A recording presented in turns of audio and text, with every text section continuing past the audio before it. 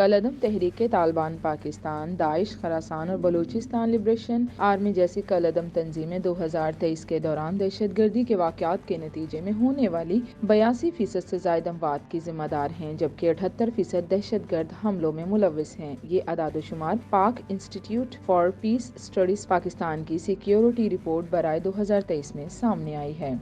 Report میں مزید کہا گیا ہے کہ عسکریت پسندوں کے بڑھتے ہوئے حملے اس بات کی نشاندہی کرتے ہیں کہ کالعدم ٹی ٹی پی اور اس سے وابستہ تنظیمیں پاکستان پر مذاکرات کا عمل بحال کرنے کا دباؤ بڑھانے کے لیے دہشت گرد حملے جاری رکھیں گی۔ یہ رپورٹ وزارت داخلہ کی جانب سے سینیٹ کو یہ بتائے جانے کے ایک روز بعد سامنے آئی ہے کہ خیبر پختونخوا کے ضم شدہ اضلاع میں کالعدم ٹی ٹی پی کے دہشت گردوں کی مسلسل آمد اور ان کی بھرتیوں، تربیت اور خودکش بمباروں کی تعیناتی کا سلسلہ تشویش کا باعث ہے۔ ملک میں عام انتخابات کے انعقاد میں تقریباً ایک ماہ سے کچھ زائد عرصہ باقی رہ گیا ہے۔ ایسے وقت میں یہ انکشافات سامنے آنا انتخابی مہم اور پولنگ کے دوران انتخابی امیدواروں اور سیاسی رہنماؤں کی سیکیورٹی پر سوالات اٹھاتا ہے۔